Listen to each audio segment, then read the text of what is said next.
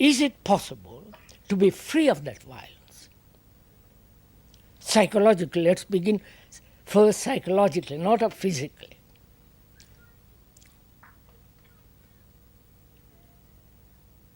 We are saying, is it possible? It is only possible, isn't it, when you can come face to face with it and deal with it. Right? Not have theories, ideals of non-violence and all the rest of it. Right? That is an escape from the fact. I want to be free from violence. Therefore, there must be an awareness of all the factors of violence and observe them. Not run away from them. Not say, I must change them. I must become non-violent. In becoming non-violent, you are in conflict. Right? Because you are violent and you want to become non-violent, and therefore you make an effort, and that very effort is a form of violence. Right? Can we go on from there? So, is it possible to be free of violence?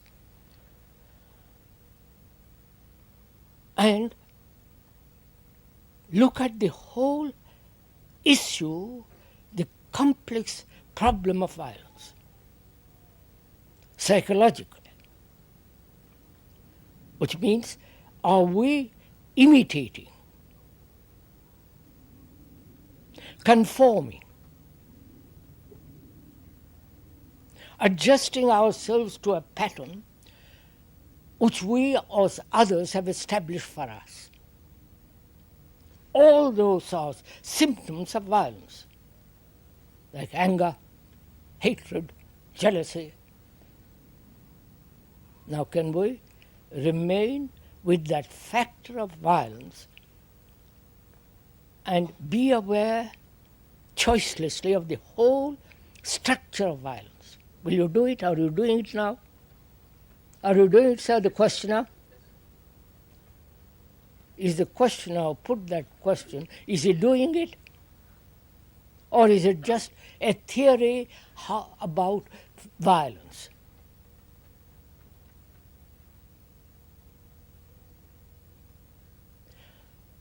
Where there is division between man and man, woman and man, and so on, there must be conflict, which is a form of violence. Nationality, nationalism, and so on is a form of violence. Obviously. When there are two dogmatic beliefs and each trying to convert the other, opposing each other, it's a form of violence. So are we aware of this factor in our life? And when you become aware of it, what are you going to do? Just say, yes, I'm aware of it, but carry on with violence?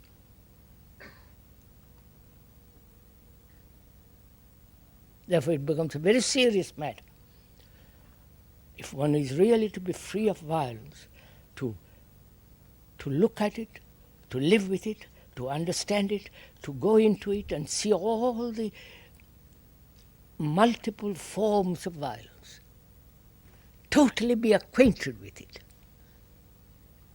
And when you are acquainted with something, it flowers, and then this withers away. You don't have to fight it. Is that, will you do it? That's not...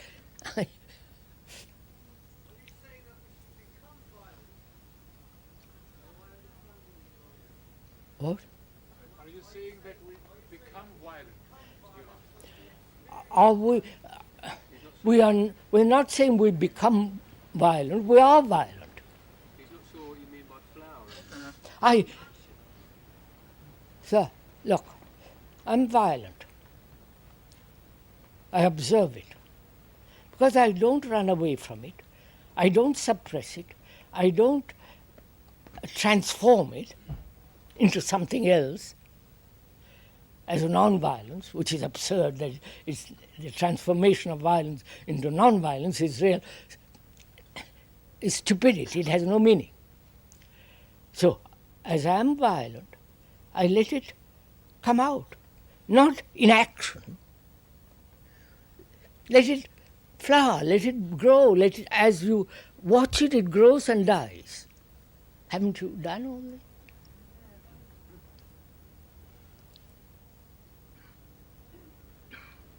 That is, sir, when you are angry,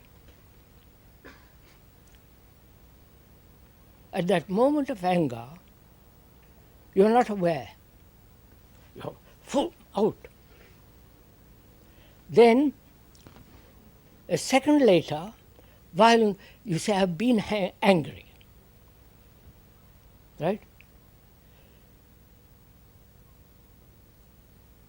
So you have divided yourself as not being angry and that you have been angry. So there is a division between the observer who says, I have been angry and I must not be angry. Right? So the division brings about conflict, saying, I mustn't be angry, how am I to get rid of my anger, and so on, so on, so on. Whereas if you are aware of anger as it arises, and let it come out, non-verbally, non-actively. Not say I'm going to hit you, or let it flower, let it come out. And you will see it disappears very quickly and withers away. And if you do it properly, you are never angry again, finished.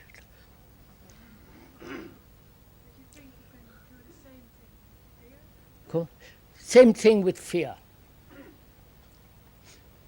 Sir, when you say you should observe the totality of yourself, I find that very hard to do because I can only see what is coming up in the present moment.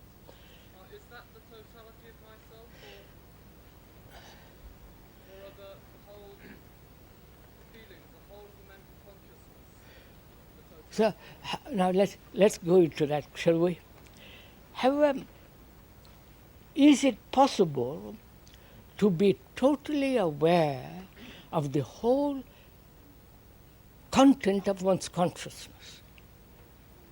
That's the question, isn't it? Am I misunderstood the question? I'm coming to that.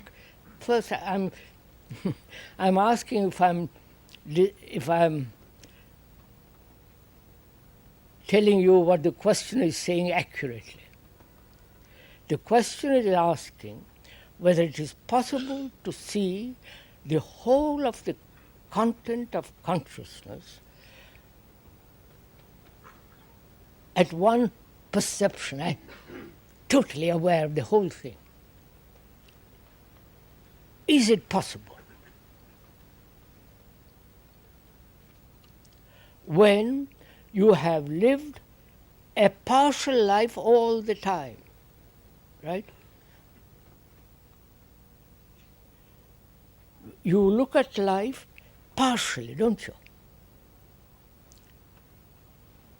You're a businessman, you're a doctor, you are a politician, you are a scientist, you are an artist, you are a writer, you are a laborer, a woman, and so on. Those are all divided parts, aren't they?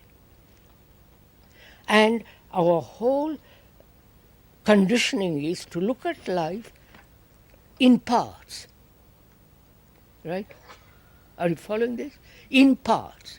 Therefore, our conditioning is going to prevent seeing the totality of the whole of consciousness at one instant. So our concern then is not how to observe the totality of consciousness, but why does the mind or the brain observe partially? Why is the brain not capable of observing the total affair?